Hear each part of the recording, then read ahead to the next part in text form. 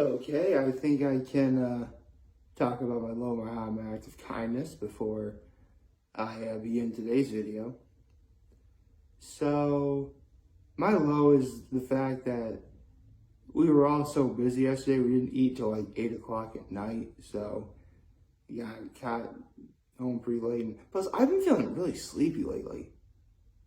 Like, even now, I'm legit trying to fight being tired. And I don't know what the problem is. I'll try and see. I'll try and get it checked out maybe or something. I don't know. But my high is the fact that last night for a family dinner, my mom made breakfast for dinner. And I did the Mom Food Chronicle on it before. And when she does breakfast or dinner, she usually either makes like pancakes, sausage, eggs, and bacon. Or what she wound up doing last night is she didn't make waffles or pancakes or anything like that, but she did make sausage, bacon, toast, butter toast, I should say. There was a raspberry jam. And she made an egg scramble. Usually I said this before, what she does is she'll cook like vegetables like peppers. These are yellow peppers, tomatoes, onions, and mix that with scrambled eggs and cook that, and boom. There's your breakfast egg scramble right there. It was very good, not gonna lie. Been a long time since I had it. Honestly, the only thing that was really missing was sometimes she puts ham in it. But, 2 out of 3 of the trifecta breakfast foods is bad. Oh, right. I've always considered the trifecta of breakfast meats to be ham, bacon, and sausage. But so, yeah, 2 out of 3. That's not bad. And my act of kindness was I helped cook dinner and I helped take the garbage out last night for my folks because today's going to be garbage day. I just said garbage day, and I'm like thinking that Rocco's Modern Life was garbage day is a very dangerous day.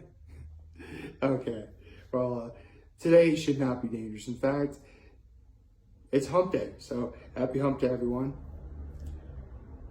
I just said it shouldn't be dangerous, but what I'm about to talk about just might be dangerous. And you'll see why in a second. Because a couple days ago, Totally Not Mark finished talking about Naruto. Now, if you don't know, well, I'll explain now. I watched and read Naruto, like, when it came out in the States. Like, after Dragon Ball Z, like, even though One Piece was being dubbed by 4Kids and then later Funimation, like, that Pokemon were like the only 2 things that really filling the void for me. And then Naruto came out and things felt right again. So needless to say, I have been talking about my thoughts on different parts of the story that Totally Not Mark has been doing, since he started his time talking about Naruto. I feel like I should be eating a bowl of ramen doing this. Maybe another time. But with that said, Totally Not Mark finally got to the finale of Naruto. The climax and the finale.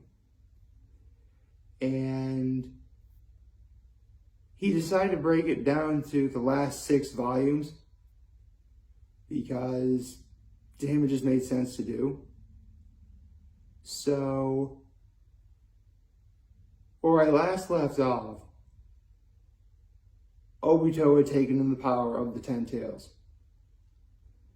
And Naruto then convinces him what he's doing is wrong, but then he realizes that he was being manipulated by Madara this whole time. So Madara then gets the power of the 10 Tails. But here's the really cool thing. Madara has essentially the power. Like, Madara was always built up to be like the main bad guy of the series. And he now has like the powers of a god essentially. And obviously Naruto and Sasuke have to bring him down. But before that, one plot point that was established way back in the Chunin exams arc had finally come full circle. See, if you're a master of taijutsu, that's more of the hand-to-hand stuff. You have an attack called the 8 Inner Gates. And for each of these gates you open, you unlock a new level of power. I believe it's, I used to know the names, but I'll just quickly look it up. Hold on.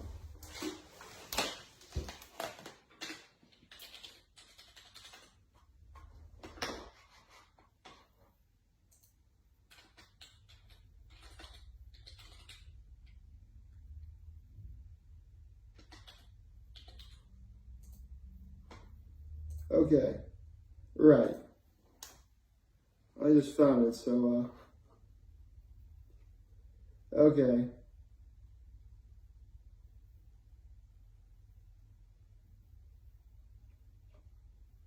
Okay, so, basically, these gates are a reference to the 8 chakra, paths that, the chakra pathway system that we all have. But for each gate you open, you unlock more of your body's potential.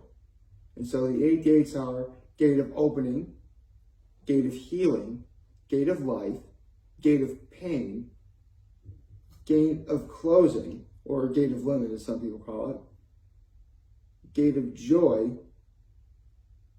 Hold on, did I do that right? It's a gate of opening, gate of healing, or gate of rest, as some people call it, gate of life, gate of pain, gate of closing or gate of limit, gate of view or gate of joy, gate of wonder, or some people call it here gate of shock, and the final gate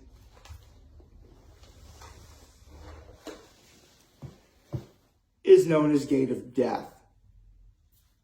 So, since either Sage Jutsu or Taijutsu was the only thing that was effective against Madara, Guy had no choice. He unleashed all 8 gates.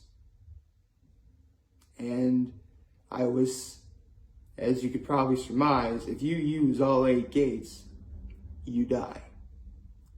Now, Naruto quickly saves him thanks to the powers he got from the Sage of the 6 Paths that he had like in his mind or whatever. But let me tell you, seeing the 8 gates opened lived up to all of the hype. And he legit gave Madara a run for his money. Like, Madara even said so himself, he nearly almost died. If it wasn't for the fact that essentially the 10 Tails gives him, pretty much immortality, like, he probably would have won. But it was just so cool. So, now I talked about that part. Now I gotta talk about the real surprise. The one that everyone seems to complain about. And that is, throughout the war, one character was hinted at in backstory, who was known as the mother of, all chakra, as this person ate this particular fruit off of a divine tree, and she bestowed chakra onto her children, then her children dispersed among the world, and that's how you have ninjutsu. This woman's name was Kaguya. But it turns out, though, Kaguya was actually very mad with power. And she took Black Zetsu, which was part of her will. And throughout history, Zetsu had been trying to find the perfect candidate to be the one to resurrect Kaguya. Hence Madara Uchiha. So basically, you didn't really have much. The reason why people complain about Kaguya so much is because there really wasn't much time to get to know this character. I mean, even Madara, who was the bad guy, you got to know a little bit more about.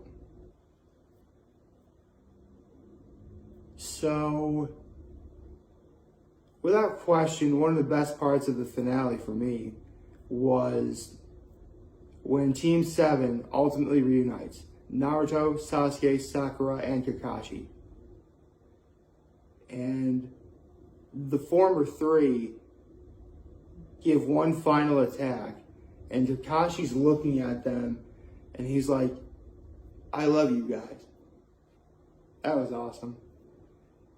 Honestly, stuff like that, and Obito's passing as a hero, stuff like that, actually kind of saved it for me.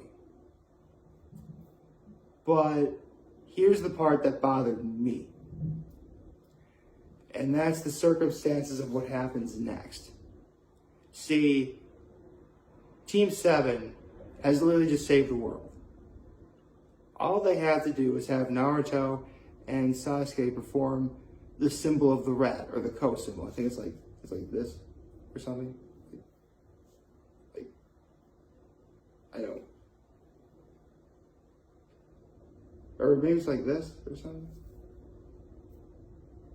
I think it's what it is. I don't know. But they have to perform the Ko symbol.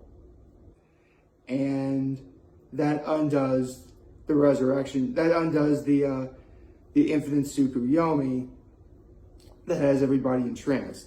And the reason why they're able to do this is because Sasuke now has the Rinnegan, and Naruto has essentially the power of all of the tailed beasts. With that together, you can undo the infinite Tsukuyomi. And Naruto's like, oh, that's surprisingly easy. Come on, Sasuke, let's do it. And Sasuke's like, I don't care if you free everyone else, but I want to execute the 5 Kage while they're still hypnotized. I'm like, what are you doing? What are you doing? You guys just saved the world. Like, there should be no more animosity between any of you. Not to mention, everyone around proved that they can work together to help save the world. Why are you taking that away? And then Sasuke gets this idea in his head that the only reason why all 5 nations were able to unite was because it was under a common threat in the Akatsuki. So Sasuke believes, and this is what Sasuke believed his brother to do, that if he becomes that singular object of hatred amongst those 5 nations, they'll remain united and go after him. Okay, Sasuke completely misunderstood what Itachi meant.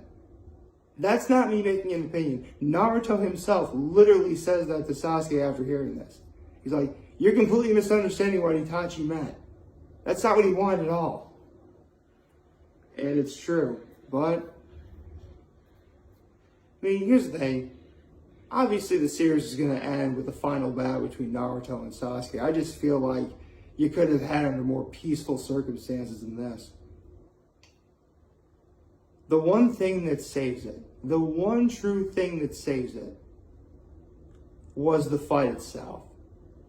If you remember, when I talked about the first half of Naruto ending, I talked about how Naruto versus Sasuke was in my top 10 of all time. Needless to say, there are other fights in this series that are also in my top 10. Naruto versus Pain is another one. But in terms of what fights are in my top 3, it's Naruto versus Sasuke round 2. I kid you not. This fight literally took the culmination of almost 700 chapters of manga, taking all the techniques that Naruto and Sasuke learned throughout this entire series, pitting them against each other, completely ending in a slugfest, just beating the heck out of each other. And then, by the end, Naruto and Sasuke unleash each of their best attacks. Naruto's the Rasengan, Sasuke's the Chidori. They clash, and the resulting explosion literally destroys both of their arms. Like, seriously, like, their arm ends, like, right here. There's, like, no appendage, like, otherwise down there. And then Naruto and Sasuke talk it out. And basically, Naruto convinces him, like, you're not going to do this again. Because I'm going to be there to help you. You have me. You have everyone around you to help you. So, needless to say, the story ends. Sasuke leaves the village to go out for a little while. And I'll never forget when Kakashi's like, because Kakashi has been appointed the 6th Hokage. And so Kakashi says, to be honest, you should be in jail right now for what you did. The only reasons why you're not in jail are because, 1, I'm the 6th Hokage. 2, you actually did help save the world. And 3, Naruto, had his say in why, like, Naruto's words about you helped him as well. Which is basically, again, Sasuke helped save the world. So Sasuke wants to see the world, but before he goes, Naruto gives him his old headband that he lost when they fought way back in the Final Valley at the end of the first half of Naruto. And the story ends with, that's what it takes to be a ninja. And then came the final chapter, chapter 700, where Naruto finally achieved his dream. He became the Hokage. Now, granted, he wanted to be the 5th Hokage and then maybe even the 6th Hokage, but come on, he was only a kid. It wasn't going to work. But you know what they say? It isn't the destination, it's the journey too. We got to see Naruto be, a hyperactive, knuckle-headed ninja of a boy. And by the end of he had a crazy dream of being the leader of his village. And after 700 chapters, we got to see it happen.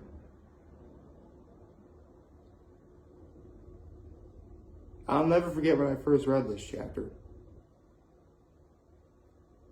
I about cried. I really did. So, I was actually going to wait until later to do this, but since I'm already feeling up for it, I think I'm ready to give my true overall thoughts of Naruto as a whole. Because, I will be honest, the old stubborn me who didn't really care for the fact that Sasuke completely went haywire at the end after you just saved the world, that really bothered me. A lot more than Kaguya coming up at the very end out of nowhere. Not to mention, if you are someone who did watch the anime, then you know, as well as I do, you are just sick of all that gosh darn filler. Filler. To put things into perspective, the first half of Naruto, really the story ended after about 135 episodes, but there needed to be 85 more filler before you can get to Shippuden. And with Shippuden, it was 500 episodes altogether.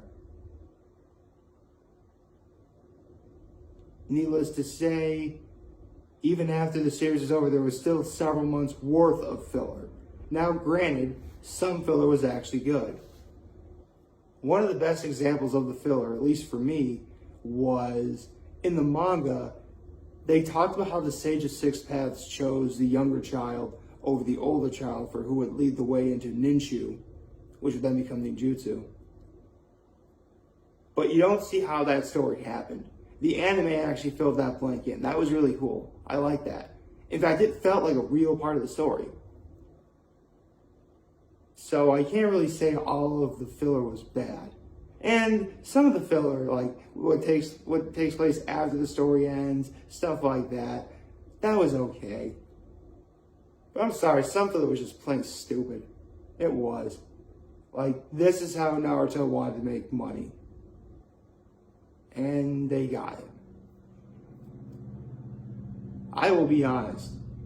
Because of that and the whole Sasuke thing, Naruto almost didn't make it A tier. You know, I go S tier, then A tier. Like, this didn't almost make A tier for me. But then I saw Totally Not Mark's series. Not just this last video, the entire series as a whole. And for the most part, he had exactly the very same thoughts I had throughout this whole story. With a few different things here and there. But what surprised me most is I was about ready to see him tear up the ending solely because of what Sasuke did. But it wound up being Kaguya was the one that was the controversial aspect of it. So, I guess in the end, he isn't wrong for what he said and thought of, nor am I wrong for what I said and thought of. After giving this some thought, some real thought, I'm ready to ask those three things. So, does it follow the Blockbuster Busters rules for making something great, i.e., it has to tell a good story, be entertaining, and show us something we've never seen before? Yes, it did. Because we'd seen ninjas before, but not like this. Does it feature an all-star cast of characters that you grow to like and be around? And Totally Not Mark sort of had his own idea of it, since how, like, there are some characters we clearly focused on more than others. But the little times we did get with those other characters, I thought it was really good. So, not to mention, when it was being dubbed in English, you had a really great cast. I mean, Kylie Bayer, Colleen O'Shaughnessy, Steve Bloom, like the list goes on, Liam O'Brien. But I gotta go with the two leading people. Yuri Lowenthal as Sasuke, and Miley Flanagan as Naruto. Honestly, I've been fans of theirs forever. And watching their final battle take place, Naruto versus Sasuke round 2, yeah. If they didn't have any respect from anyone, they definitely got a lot of respect now. So thank you to the two of you. Thank you to the entire cast, but thank you, Miley Flanagan. Thank you, Yuri Lowenthal, for being two more reasons why I just love the world of voiceover acting. I mean, yeah, Steve Bloom, I just mentioned, he's another reason too. But again, I'm a fan of a lot of voiceover actors. Bear with me here. And now, to ask the real question, did this take place over, well, actually, normally I would ask if this took place over a long period of time for us to know these characters, and yeah, it did. I mean, the manga, if I'm just looking at the manga itself took 14 years to write.